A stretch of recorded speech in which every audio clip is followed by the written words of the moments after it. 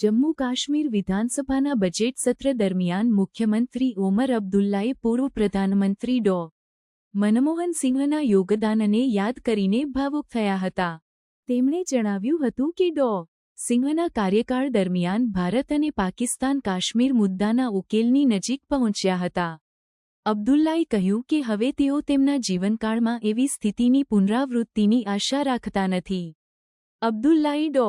સિંહના જીવન પ્રવાસને યાદ કરીને જણાવ્યું કે એક નાના ગામથી, જે હવે પાકિસ્તાનમાં છે, ભારતના પ્રધાનમંત્રી બનવા સુધીની તેમની સફર પ્રેરણાદાયી છે.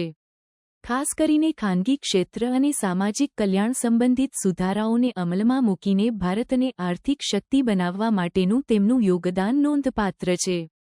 મુખ્યમંત્રીએ વધુમાં જણાવ્યું કે ડો. સિંહે કાશ્મીર સમસ્યાના ઉકેલ માટે પાકિસ્તાન સાથે સતત વાતચીત ચાલુ રાખી હતી. અબ્દુલ્લાએ જણાવ્યું કે ડો. સિંહે અટલ બિહારી વાજપેયી અને પરવેઝ મુશર્રફ દ્વારા શરૂ કરેલી શાંતિ પ્રક્રિયાને આગળ વધારી હતી, જે દરમિયાન બંને દેશો ઉકેલની નજીક પહોંચ્યા હતા. અબ્દુલ્લાએ કાશ્મીરી પંડિતોના પુનર્વસન માટે ડો.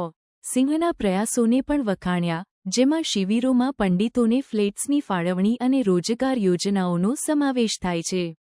તેમણે જણાવ્યું કે ડો.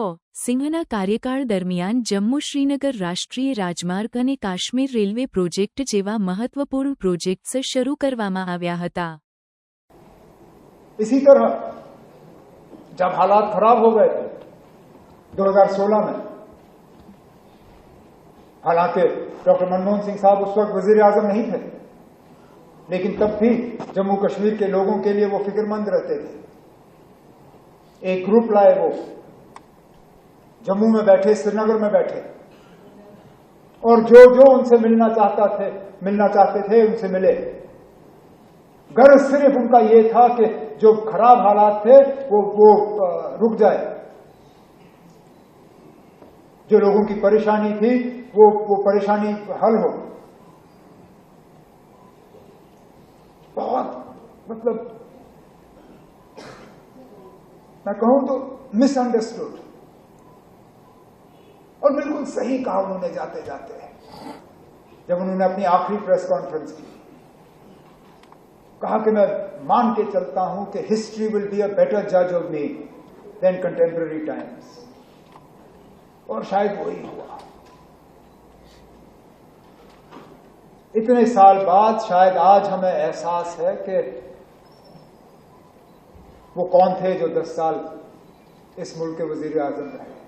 कौन सा दुनिया का लीडर ऐसा नहीं है जो उनकी इज्जत नहीं करते थे. अमेरिका से लेके बर्तानिया, बर्तानिया से लेके जापान,